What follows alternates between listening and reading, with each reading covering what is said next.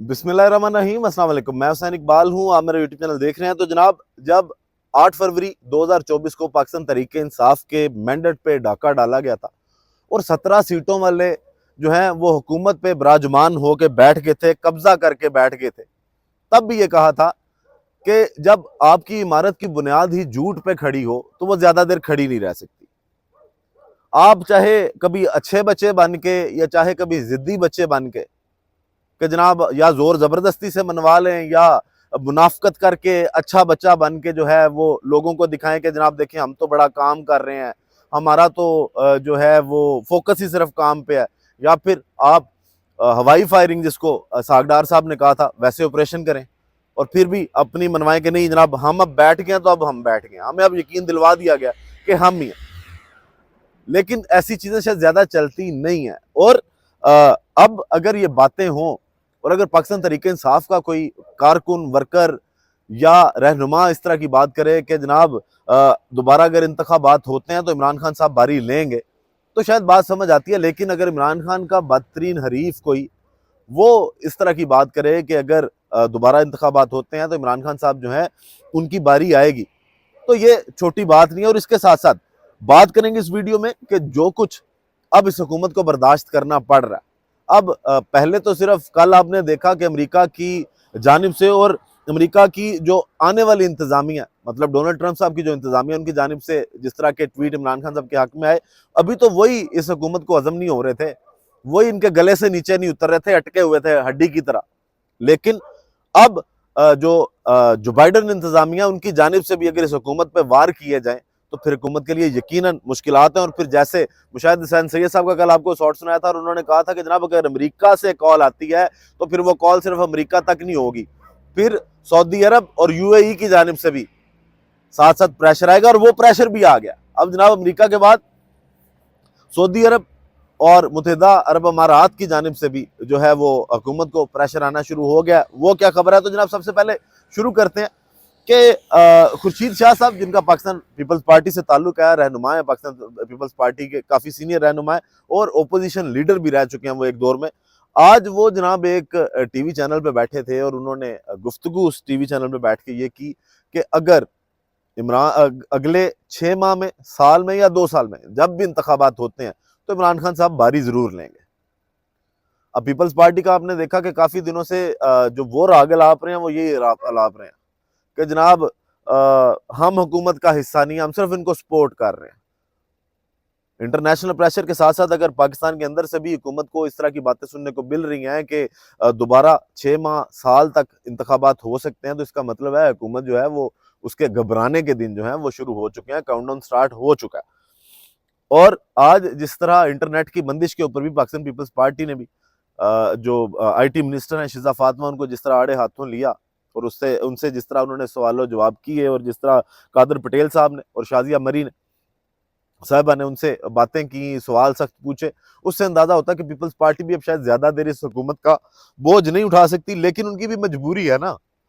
مل کے وارداتیں ڈالی ہیں تو اس کو مل کے ٹھیک بھی کرنا ہے، اس کو سنبھالنے کی کوشش بھی کرنی ہے۔ تو جناب یہ خورشید شاہ صاحب کی جانب سے اگر یہ کہا گیا تو اس کا مطلب ہے حکومت کو گھبرانا چاہیے۔ اب بات کرتے ہیں جناب امریکہ کی۔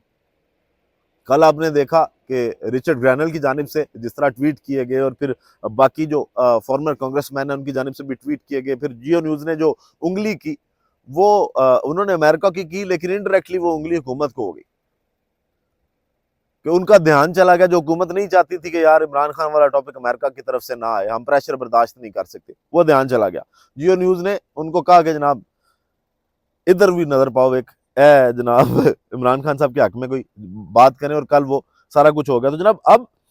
جو بائیڈن انتظامیہ ہے وہ پہلے تو خاموش بھی رہی، اور لیکن اس انتظامیہ کے اندر بھی 60 کانگریس مینز کا خط بھی آیا عمران خان صاحب کی ناحق قید کے حوالے سے، اور پھر جو انتخابات ہیں 8 فروری کے، اس کے اوپر تشویش کا امریکہ پہلے سے بھی اظہار کر چکا ہے۔ تو جناب میتھیو ملر جو ہیں ترجمان ہیں امریکی اسٹیٹ ڈپارٹمنٹ کے، انہوں نے بتایا کہ جو حکومت نے پاکستان سے بار بار مطالبہ کیا ہے، مطلب امریکہ کی حکومت نے پاکستان سے بار بار مطالبہ کیا ہے کہ عام انتخابات میں باضابطگیوں اور دھاندلی پر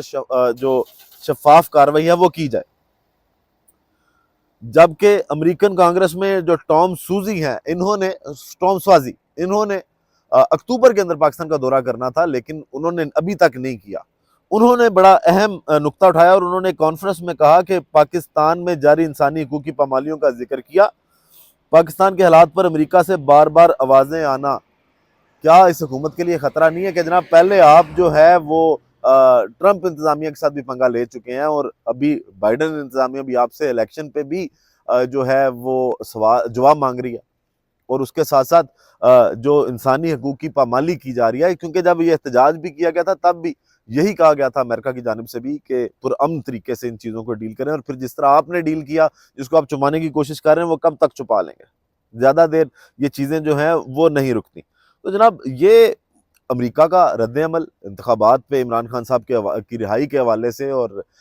جو انسانی حقوق کی پامالی ہے اس کے حوالے سے آ گیا، تو پھر مشاہد صاحب نے کہا تھا کہ اگر امریکہ سے کال آتی ہے تو ہمارا جو اسٹیٹ ہے وہ اس قابل نہیں ہے کہ اس کو برداشت کر سکے، ہم میں اتنی وہ کیا کہتے ہیں تڑی نہیں ہے کہ ہم آگے کھڑے ہو جائیں۔ ابھی خواجہ آصف صاحب جو ماضی میں وینٹیلیٹر یاد کروایا کرتے تھے، جو کہتے تھے ایبسلیوٹلی ناٹ نہیں کہنا چاہیے تھا عمران خان صاحب کو، یہ نہ امریکہ ہماری امداد بند کر دے، اب وہ کہہ رہے ہیں کہ جناب ہمارا داخلی مسئلہ ہے، امریکہ جو ہے وہ نہیں چھڑوا سکتا، یا ایسے نہیں کر سکتا ویسے نہیں کر سکتا، آپ ڈینگے مارتے رہیں۔ لیکن آج فیاض راجہ صاحب جو ہیں اسلام آباد سے ہی ہیں، سینئر جرنلسٹ ہیں، ان کی جانب سے جو خبر دی گئی اس کے مطابق جو مشاہد حسین سید صاحب نے بات کی تھی نا کہ پھر امریکہ اکیلا نہیں آئے گا،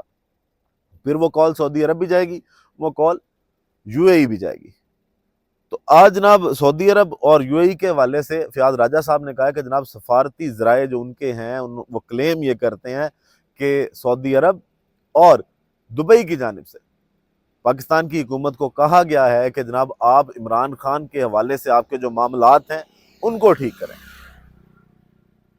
تو اگر یہ ہر جگہ سے آپ کو گھیر لیا گیا، پریشر آ رہا ہے، آپ نے جھوٹ بول کے، چوری کر کے، قبضہ کر کے، گولیاں چلا کے اس حکومت پہ بیٹھ گئے، تو آپ کب تک اس حکومت کو چلا لیں گے؟